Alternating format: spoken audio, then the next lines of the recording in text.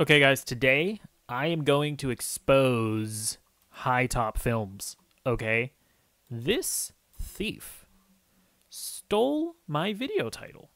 Okay? This is my video here 1 month ago. It's called The Tragedy of Suicide Squad Kill the Justice League. This was my title. I titled it this. 7 days ago, The Tragedy of Kill the Justice League. This guy thinks he's slick. He thinks that he can take out the Suicide Squad, and then I don't see what he's doing. I see you, HiTop. I know you. I know how you operate. I know how you think. I know that yesterday you had pizza. I know you. And I'm about to expose this guy for maybe stealing the contents of my video. I don't know. No, I don't know. This is a HiTop Films. I'm sure this is just a I'm sure this is just a coincidence. Even if it isn't, I don't think it really matters. Also, actually, okay, so he didn't include the Suicide Squad.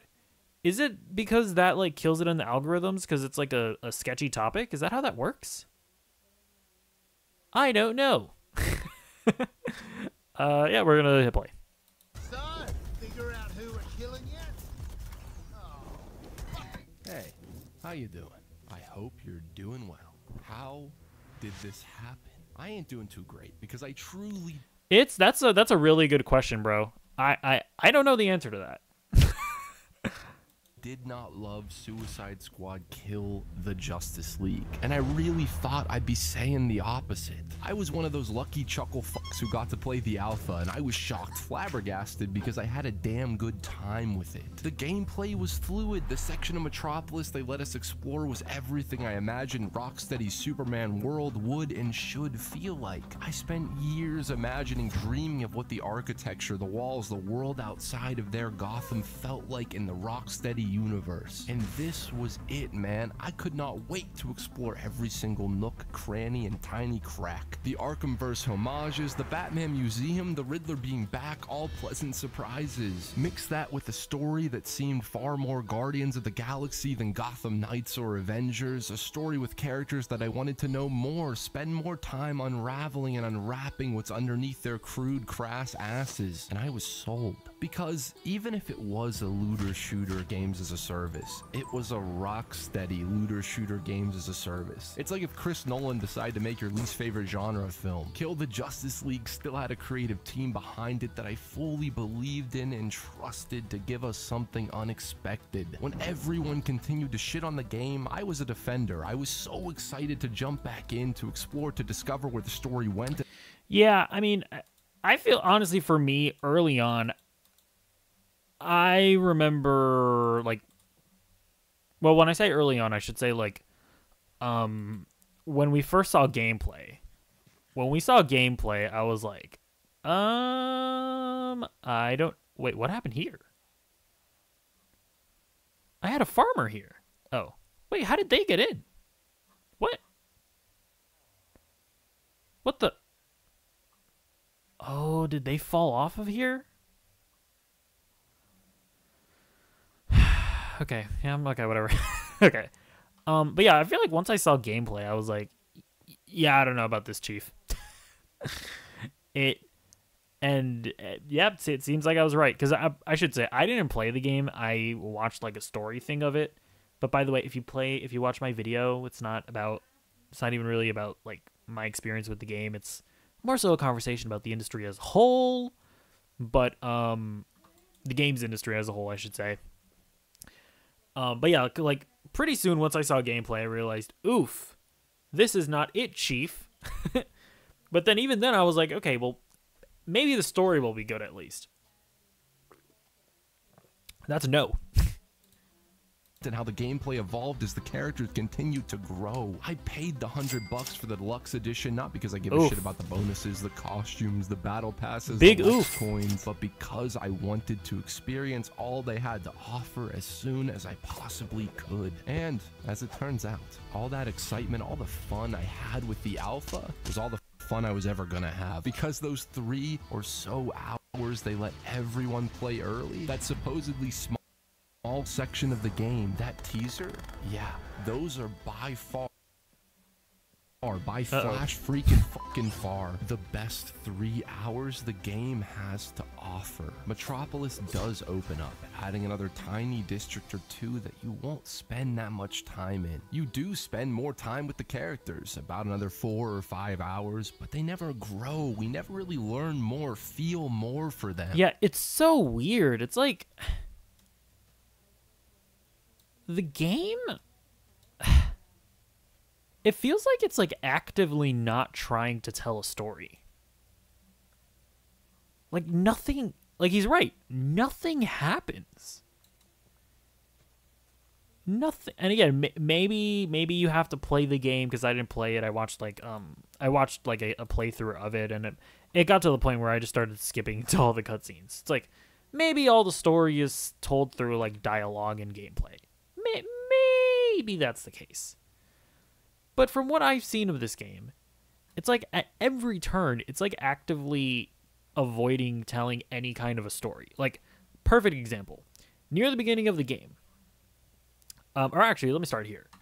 You have a super compelling setup for a story, right? You are playing as Harley Quinn, and you're fighting Batman. You have to kill Batman. There's some narrative. There's like some good emotion, like drama there, right? Batman is the guy that took your puddin' away from you. He took your puddin' away from you, and now your mission is to kill that guy? There's drama there. You can have you can have Harley grow. You can have Harley come to realize that Batman didn't take her puddin' away from her. You know, Joker did that to himself when he injected himself with the Titan virus. Like you can have moments for growth. Maybe it gets to the point where Harley doesn't really want to kill Batman anymore, but she has to anyway because there's a bomb in her head.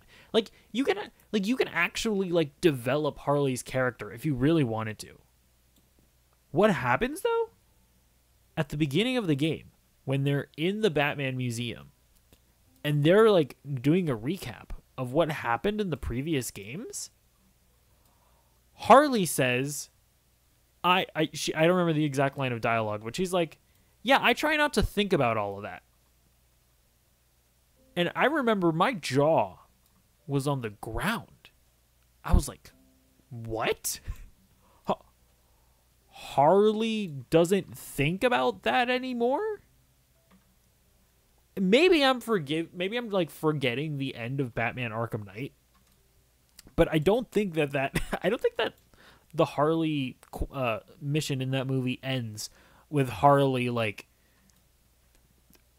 getting over Joker's death.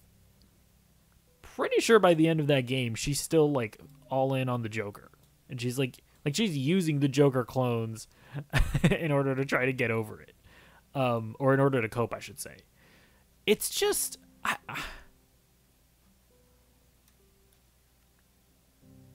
my jaw was on the floor. I was like, what? You're not going to explore this at all? You're not going to explore Harley's grief over the Joker?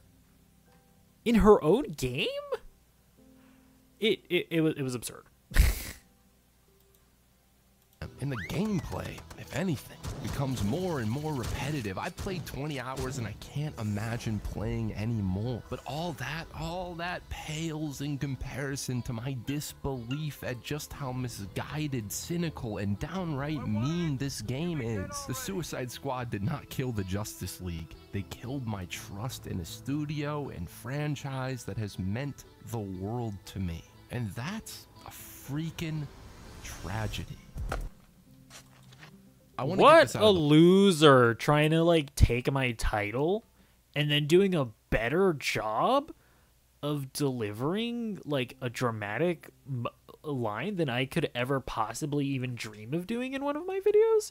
What a complete and total thief. Content thief. Can't even believe it. The way. It's lazy, bad-spirited, brain-dead criticism to act like Rocksteady knew Kevin Conroy was going to pass. It's ridiculous to act like they forced him into the booth, tied him down. Yeah, I have to say, people trying to like use Kevin Conroy's corpse to like attack the game that's super gross. Like, Kevin Conroy wanted to do the voiceover for this game. He could have chosen not to, so we're clear. He chose to do so. That is what happened. And made him voice the character with a gun pressed up to his temple. He loved working with the studio, man. He was probably friends with a lot of the team, having spent so many years playing Batman with them. The problems with Kill the Justice League have nothing to do with Kevin Conroy, the man, the human being behind the bat, passing away, and this being one of his final performances. Stop acting like they disrespected Kevin, who had nothing but respect for Rocksteady and the artists behind Kill the Justice League. Cool? Cool. Anyways, I said this with the Gotham Knights video, and I believe the same sentiment applies here. So much of the disappointment in this game will be chalked up to the fact that Kill the Justice League is not an Arkham game. Now, I don't think this is fair criticism, nor do I think you can really blame anyone for being disappointed that we... Like, he's coping. He's... he thinks it's in a different universe. Oh my gosh. Aren't playing another Arkham game. We all wanted a sequel to Arkham Knight. Hell, dude, I'm still damn waiting for the sequel to Arkham Origins. I'm pretty sure you, me, and my dead Uncle Craig... Well, I'm sure Alex is hyped about the fact that he's getting Batman Arkham Shadows, which is a VR game, if you aren't aware. I'd much rather have played the Damian Wayne Batman game set in the post-apocalyptic Arkhamverse than play Gotham Knights. A game that takes the Arkham formula and somehow dilutes it. Worse combat, worse stealth, paper-thin characterizations that act like mouthpieces for DC wiki entries, and a Gotham that, while bigger and beautiful looking on the surface, had very little to explore. And I'm pretty sure that none of us expected that Rocksteady's next DC game would be set in Metropolis, continue the story of Arkham Knight, and feature their takes on the Justice League. I mean, the best we could have hoped for was a Superman game, right? That's what everyone wanted. The fact they are doing the entire league was a dream come true. And absolutely fucking nobody expected for all that to be a backdrop to a Suicide Squad game. I would have guessed literally any other DC property, Superman, Flash, Martian Manhunter, Booster Gold, fucking Condiment King, then put my money on the idea that Rocksteady was going to make a Suicide Squad. I mean, that's like... That really is the first mistake, because... I don't know why, but Warner Brothers really tried to make Suicide Squad a thing. Like, you have the first movie, which admittedly made a lot of money, but it was terrible. And then you have, what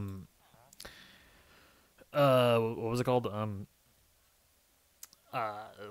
then you have The Suicide Squad with James Gunn, which, you know, is pretty good, but it came out during the pandemic, so it flopped at the box office. So it's like, that didn't work out. Then you have... You know, to be fair, the animated movies that they made, which were Batman Assault on Arkham, which was false advertising. It's literally just a Suicide Squad movie. And there was a Suicide Squad Hell Repaid, Hell Reborn, Hell to Pay. That was like Assault on Arkham and Hell to Pay were really great movies, but they were like animated movies that, at the end of the day, this isn't me trying to like disrespect animation or anything. They're just straight to DVD animated movies that don't really mean much. And then it was like the last chance to make Suicide Squad a thing. Surely Rocksteady's game is going to do it. Nope. So yeah, it is weird that Warner Brothers just doubled down on Suicide Squad for so long. But to be fair though, I mean, this game has been in development for so long that they probably knew a couple years ago that this was a massive mistake that they were making with this game. But due to the nature of game development, it was already way too late.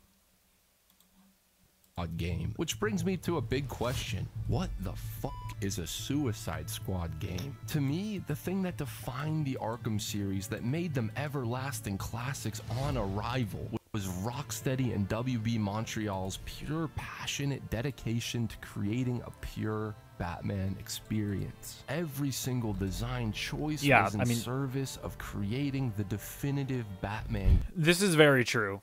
I mean, this is so true. And it's so weird that and like, it sounds silly to say, but it's like, you would think that they could at least give us the definitive Harley Quinn and King Shark and Captain Boomerang experience. But it's like, for them to go from doing that, like giving us the definitive Batman experience, to then giving us like vaguely like kind of similar-ish, although I haven't played the game so I can't say for sure, but more or less same gameplay styles of like Harley Quinn and Captain Boomerang and King Shark and Deadshot, is like, how do you go from making Batman Arkham Knight to this? It really is cray cray. It's cray cray. Game. They invented an entire new combat system because nothing at the time felt like Batman. Every piece of texture, tiling, every casting choice, and every line of dialogue, every cape flow or musical swell, everything was so perfectly Batman in a way that was astounding, iconic. The goal wasn't to reinvent the wheel, but was to perfectly adapt and invent a version of the character that wasn't different, but definitive. If you had never picked up a comic in your life, never watched the animated series, if you had only been a casual fan, a fan of the movies, hell, if you didn't give a shit about Batman, you played Arkham Asylum and knew that this was the Batman. They didn't just take what worked about Batman Vengeance, what was cool about Batman Begins, and mash it together. Rocksteady invented a genre. This was the Batman game. Shit, man, can you imagine? That must have been impossible. So the natural thought process when making a Suicide Squad game would be to do the same thing, right? To invent and craft a gameplay system, a story, and a world that could only be experienced by the squad. When you play as Deadshot, the systems, the surroundings, and everything should be in support of creating that definitive Deadshot experience. Same goes for Captain Boomerang, Harley Quinn, and King Shark. Hold on, guys. No wonder it took them a decade to create, right? No, nah, wrong. This is not the case here. Instead of trying to invent a new genre, iterate and evolve what a Suicide Squad game could, should, and would feel like, they decided to try and make a live service looter shooter. I can't tell you what a Suicide Squad game feels like because Rocksteady does not show us. I can't answer that question because even if the gameplay is fun, even if the shooting does feel good, it also feels like nothing new. It's something you played before, seen before, and felt before with an Arkhamverse skin on it. Underneath the little threads of story that continue the series we so adored, the speckles of the continuation that we fans will claw at like rabid Catholic rabbits, there isn't all that much here, and that's sad because there is so much potential, and every time you catch a glimpse of that potential, that tiny sliver of light in the darkness, the game. Yeah, it's like, I don't want to say that there's none of Rocksteady's like charm to the game, or any of Rocksteady's excellence, because like I like, the positives that I would give the game is that I think that for the most part, like, the voice acting is good, right? And that is in part because of, like, that has to be in part because of Rocksteady's direction. I think visually, like, sure, there are like all those videos of like of people showing off how like the environments of Arkham Knight actually look better than Suicide Squad, but I think primarily in the like facial animation. I think like the performances that they managed to get with all these characters are actually really great. Pretty impressive. And I do think it's like fairly funny. Like, I did find myself finding like Harley and Captain Boomerang and Deadshot and King Shark. Like, I found them to be entertaining characters.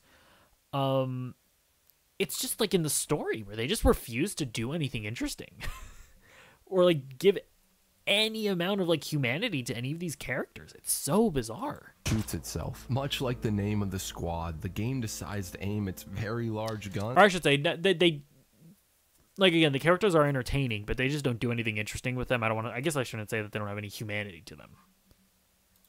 right at itself, right smack dab in the chest, firing an oversized bullet through the heart. At every turn, every possible moment that could be special, that could be meaningful, it decides to end its own momentum. Every time I'm very much enjoying the characters, the chaotic banter, every single moment that I might be invested in the story. Mid cutscene, mid line of dialogue sometimes, I am hit with a mission complete screen. I am slapped across the face with whatever fucking loot I just picked up. The world itself, like I said obviously earlier, didn't is the experience that, perfect but I can metropolis, imagine. the retro futurist heightened 60s Bruce Timm look from the animated series. It fits perfectly with Rocksteady's modernized yet timeless dark deco Gotham. The art design is brilliant as always. Such a beautifully detailed world that was once so full of life. Drive-ins, diners, large film posters, and Americana advertisements everywhere. Hero worship on... Yeah, I mean, people have like speculated, right, that this was going to be some other game, right? Like, people speculate that this was going to be a Superman game or something. And it is true that, like, when you look at the world and you look at a lot of, at least from what I've seen, again, I haven't explored it, but when you look at the world, I mean, it to some extent, it does kind of feel like that. Now, there's been reporting that's come out that has actually stated that Rocksteady was never actually working on a Superman game. So you can choose to believe that or not believe it, but it is just weird because the world feels like detailed yet dead at the same time. Again, from what I've seen, I haven't explored it myself.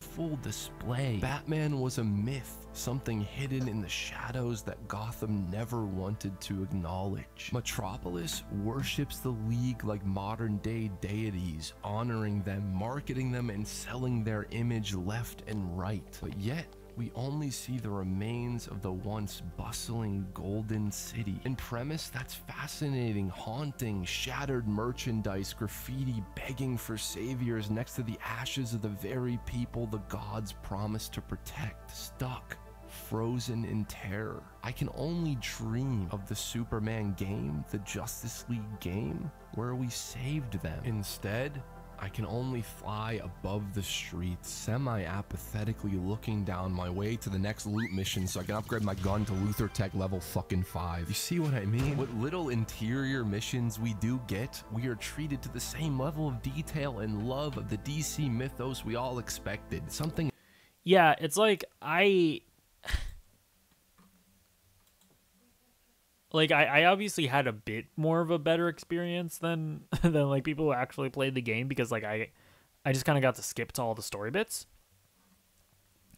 But yeah, I mean, I can imagine that it would be frustrating, right? To just be like, so yeah, like be like going through a mission and then like in the middle of it, it's like, mission complete. Look at the items that you got from the booster pass or whatever. It's insane. It is insane that they went in this direction. As small as a tiny grate being removed from the vent hits us with a terrifying nostalgic fear that we are being hunted by the Bat. The Daily Planet being filled to the brim with research, reprints, and remains of the staff is heartwarming and horrifying at the same time. The idea that the god who is now murdering everyone so joyously once kept a photo of his ma and pa on his desk says 1,000 words. Says more than Superman actually fucking says in the game. Re-emerging back into the open world and out of the left corner of your eye, catching a shadowed figure on a rooftop, only to zoom in and realize that Batman is looking right back at you, stalking you. Yeah, those moments were cool.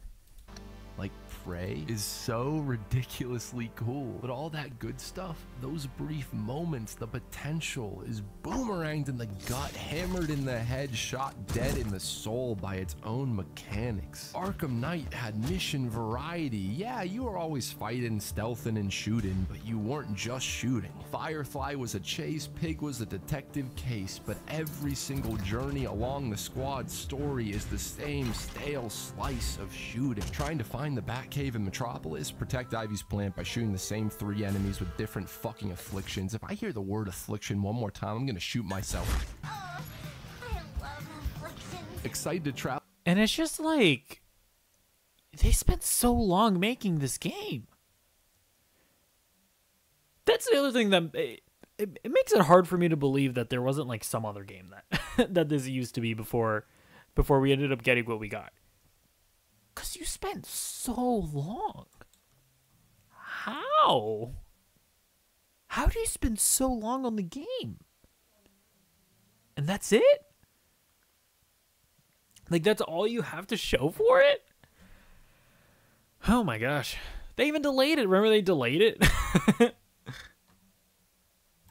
Travel to Earth 2, get ready to protect Lex Luthor's minivan. It's the worst thing about Arkham Knight blown up times 1,000. It's the military militia obsession, the tank battle gameplay loops that interrupted the story. It's all that on fucking steroids, man. Every single time I'm experiencing a well-directed cinematic cutscene that feels so very cool. Every time I'm laughing at the absurd comedic bits between the squad. Every single damn time, I am immediately reminded that this is the embodiment of the opposite. The opposite of what put Rocksteady on the map. Gameplay does not support the story here. It gets in the way of it, literally. I remember, I'm trying to actually feel something, right? I'm trying to connect with the story by watching Lois Lane have to report on the death of her lover. I'm trying to actually feel the impact, the emotional weight, how heavy it must be for her to have to remain strong in the face of such when I'm blasted by generic Brainiac Goon 3 right in my damn face, throwing myself into another bit of action that I mean, fuck me for trying to feel something, I guess, right? Fuck me for trying to find meaning in this mean story. This is a game starring the Justice League that we only meet after they've turned bad, ugly, corrupted. The outrage isn't directed at the concept of... Yeah, I mean, I think that's also a very good point. Like, I mean, you can make the argument that we know these characters, but I mean, it would be, yeah, it's even still, like, it's not necessarily enough. Like, every iteration of a character is going to be somewhat different.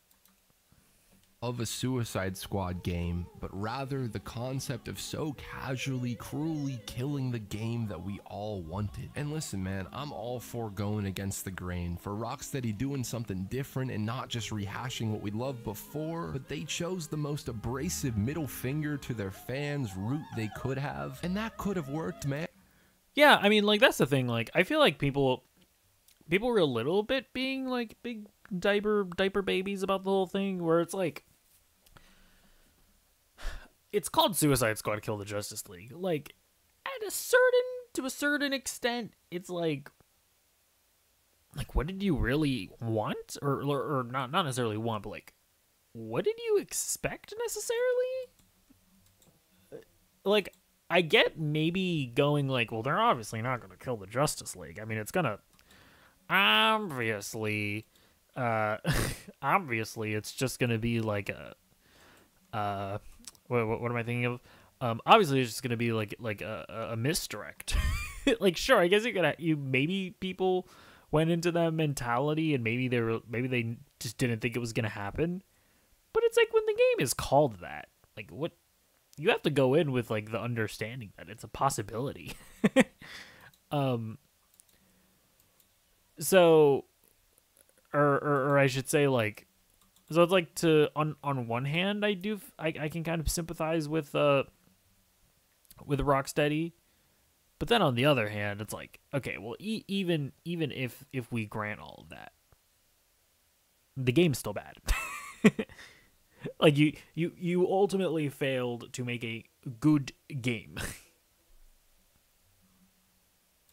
And it could have, but you need to have a good, hell, I'd even take a complete story to back that up. This is a sequel to Arkham Knight, where Bruce has risen back from the shadows, back from becoming a nightmarish demon, back from isolating any human part of himself. He's brought back to the light by Superman. He's given a reason to no longer hide in pain because of the possibility of hope that Clark and the League bring. What a wonderful story. that we'll never get to see, only hear the tiniest breadcrumbs of in the audio logs. Instead, this is a game where the story only depicts Batman as a brainwashed, murderous monster that we have to stop. Bruce's struggle, his literal internal tear in Arkham Knight, was becoming the thing that took his parents away from him. We, as the player, had to fight the voices in our head, the demonic smiling clown whispering in our ear, telling us how easy it would be to take a life, to become that monster. Come on, finish it. We beat that fear, overcame all fear, and in the final moments of Arkham Knight, we were shown a perfect ending. Bruce Wayne might be dead, but Batman will always exist in whatever form to stop a young boy from experiencing the unimaginable trauma that sent Bruce hiding in the shadows. And now this game is telling us that Bruce's struggle, our struggle as the player, was seemingly for nothing. And the worst part is that none of the League's characterizations, how little we get of them in those damn audio logs or when we catch a picture of them hanging out before shit went south, are bad. In fact, they are seemingly pretty perfect. But it's almost like the team behind the game has absolutely no interest in giving us the found family full of lost souls and last sons, and making us care about the League before we chop off their fingers and fire a round right into their skull. Yeah. I mean, I feel like across the board, I mean, they just didn't. They didn't tell a compelling enough story. You know, I mean, that's just kind of it. Like he's right. Like they didn't bother to have like interesting characterizations. I mean, it's just bizarre. It's just bizarre that they just didn't even bother to tell a story. Goals. Why? This was developed for 7 years, and maybe seeing evil murderous versions of our heroes was a fresh idea 7 years ago. Maybe that kind of cynical edge was fun 5 years ago, but now I would literally rather have evil Green Lantern make a giant freaking race car and have it drive straight up my ass. I'm not messing around when I say that Lego Batman 3 features a brainiac corrupted Batman and somehow gives our heroes better development and care. Lego Batman 3, which is a banger. And yeah, I don't think any of the League are actually dead. Clones, copies, whatever it may be, we will resurrect them and they will come back. That doesn't change the fact that yeah, that's a theory, but that actually like let's say all of that happens, right? You know, that just points toward that points even more towards like the argument that like this really shouldn't have been a live service game, because maybe in a single player game you tell this exact same story, right? But at the end of the day, look, the Justice League aren't actually dead. They're just trapped in Brainiac's ship. Go save the Justice League, Suicide Squad. Like maybe like the game still isn't great, but at least you don't have like the fan backlash for like actually killing the Justice League. But because this is a live service game, and because it has to go on forever and ever and ever, you can't actually like end the story. Because that was also the other frustration that I had, was that it's like, okay, so I'm watching like the playthrough of it on YouTube, and the game just doesn't end. The story just doesn't end. The story that's barely even a story in the first place doesn't even have a conclusion. It was so bizarre. And it's like, yeah, like if it was just a single player game that had an ending, that wasn't a live service, that didn't need to go on for forever, maybe you have like a cool conclusion where like the final mission is you storming Brainiac's ship and saving the Justice League. But no, you don't get that. Maybe their whole thing is like, well, don't worry, guys, that's coming like at the end of our 5-year like development cycle. But it's like, yeah, no, I'm good. I'm not trying to play this game 5 years from now. You know what I mean? It's Jesus. I keep on repeating this, but it is just so weird the direction that this game went in.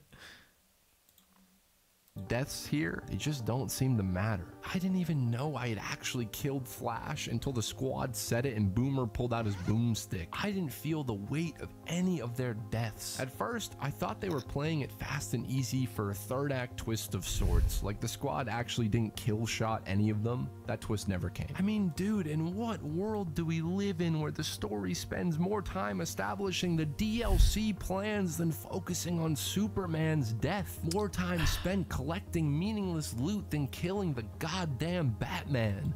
Yeah, I mean that's also it. Like there definitely should have also just been more like weight to it all. Just like in general.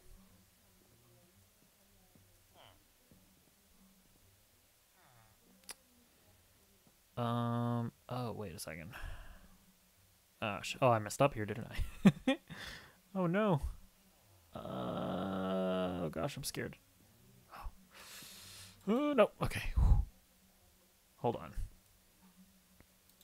There's no gravitas, there's no depth. Toyman worships these heroes like we all do, and unless I miss some radio chatter, I can't recall him having anything real to say about the fact you just sent a bullet flying through their heads. You should feel how hard it would be for the squad to actually pull it off, but it's absolutely so nonchalant. Even all the emotional beats they set up. Well, I feel like they do a decent job of it with the Flash, but again, it's one of those things where it's like you've been working on the game for like so long, but it feels like they worked on the Flash part and they were like, oh shit, the game's about to come out, we got to finish it. But it's like, what? And so that's why it feels like it felt like they kind of just like ran through all the other Justice League members. But yeah, and it's just like, what were you working on this entire time? Like, were you really working on the Flash boss fight, the Flash section for like 8 years, and then you're in your last year, and it's like, oh no, we gotta get this done. It's like, what?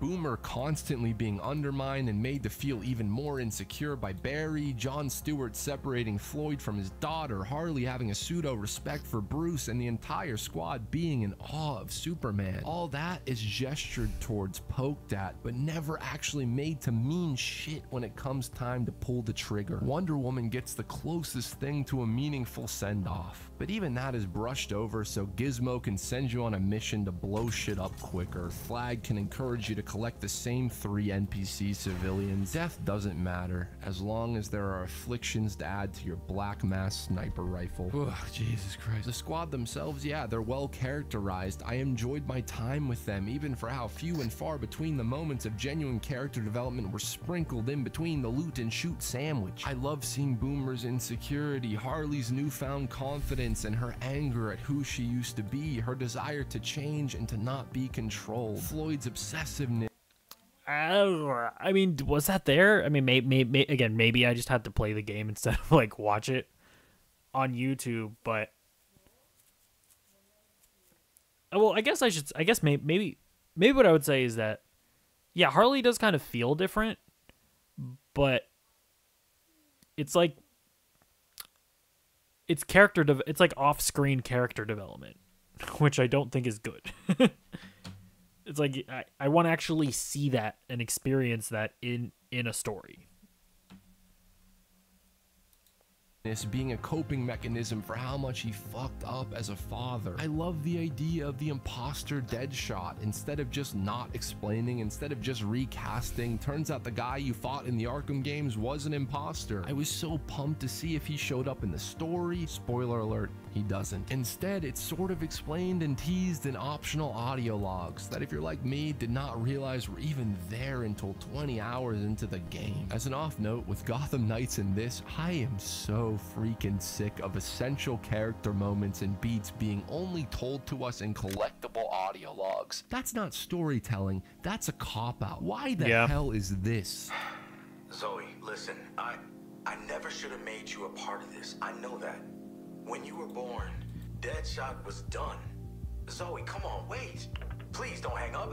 Not in the actual game, not a part of the character's journey. I guess the characters don't really matter as long as you have something to aim your upgraded gun at. Having an actual ending, that doesn't matter either. I could not believe that the final mission had to be unlocked through Ethereum resources. When I saw a timer glued to the left side of my screen rushing me through the final moments of the game, I could not believe my shit brown eyes when I realized the final confrontation with the man who turned the Justice League into monsters was just a rehash of the Flash boss fight. I beat Brainiac, the collector of worlds, the man who led our heroes to their death with a fucking gizmo tank. A gizmo tank. And I was just utterly depressed by the time I realized that this was all for nothing. Because there is no climax. There is no ending. After the credits, you start hearing a different universe Brainiac chatting with you over the comms because there is more to buy, more money to give. It's twisted, man. Unacceptable. This is not a complete story. I'm sure Rocksteady could have given us a great character study of all these broken and abused souls that are the Suicide Squad. Maybe they did, man. Originally, I don't know. I refuse to believe the game turned out this empty on purpose. Whatever may have happened, the reality is that every story thread I was so invested in, Bruce choosing to be a symbol of hope instead of fear, a Harley without her abusive manipulator, Floyd and his daughter, none of that is explored with weight nor resolved. I'm sure it will be resolved,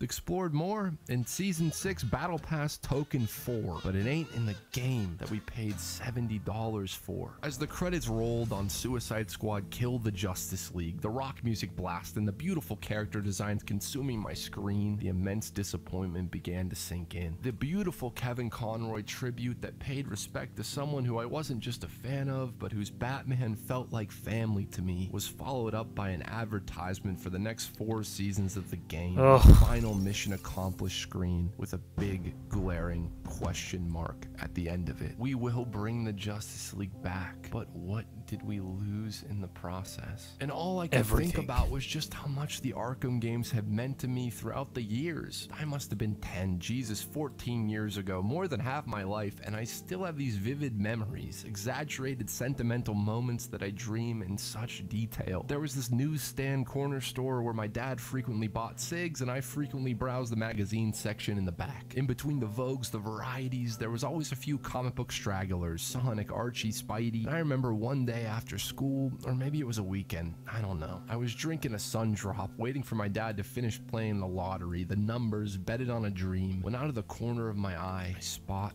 this image. Now, it's not like it is today where you have to try to avoid knowing everything about an upcoming movie, show, game. I didn't even have a computer at home, man. My family used to go to the library to access the internet, so I had no idea what this was. I opened up the Game Informer, issue 185, and started reading about what seemed like my childhood fantasy come true. A Batman game written by Paul Dini, set entirely in Arkham Asylum, starring Kevin Conroy and Mark Hamill. Now, I was young. By the way, yes, I am trying to make an auto farm. I don't know what I'm doing, so just bear with me.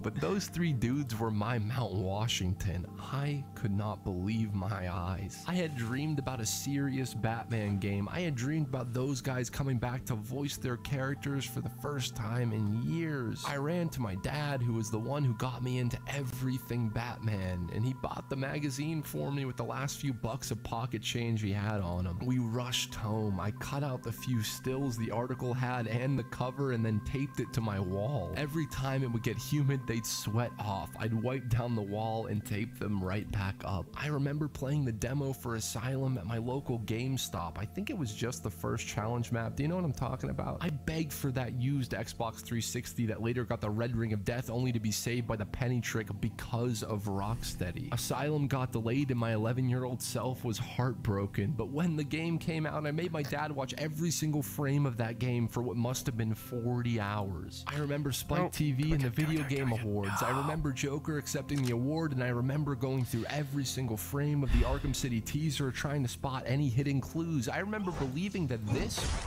was real. I remember collecting all the NOS energy drinks just to get all the skins for Arkham City. I remember how I spent my school nights staying up way too late on the WB forum pages, desperately believing that this bird was in fact Man-Bat. I mean, dude, some of my first YouTube videos on my childhood channel were about how Joker was still alive, how you could find a Riddler character model hidden under the church, how you could mod your entire Xbox 360 to be in theme with the Arkham City Game Informer covers. And of course, as I got older, I spent far less time indulging in the Arkhamverse. You get busy. Those Game Informer covers, probably some of the rawest Batman artwork, by the way. Distracted by school, by growing up, by passions, crushes, heartbreak, and everything in between. But you bet your ass when Arkham Knight came out, I skipped a day of high school just to stay up all night playing it. I fell back into those old community pages, the forums, just to see if there was a secret room we missed. And I'm pretty sure one of the first times I ever tried an edible, I sat there with my boys replaying the same Tim Burton racetrack again and again. I never grew out of the Arkham franchise. I grew with it, and it grew with me. So many moments, connections, memories, and pure love because of that game studio and the franchise they spawned. I'm forever grateful for that, and I'll never forget it. And I'm sure a lot of you are like me. The disappointment doesn't come from the fact that I will never be able to go back to capture those memories, those moments again, and that's what makes them so special. The disappointment is so universal because of just how much love and admiration we all had for those memories, for what Rocksteady did to and for not just the genre, not just the character, but for all of us 8-year-olds out there who grew up believing the promise that we could escape our lives if only for a little and become that we would be the Batman. That promise meant something to so many people for so long, and now that promise has been replaced by a half-hearted joke, a joke about just how fun it would be to kill the Justice League.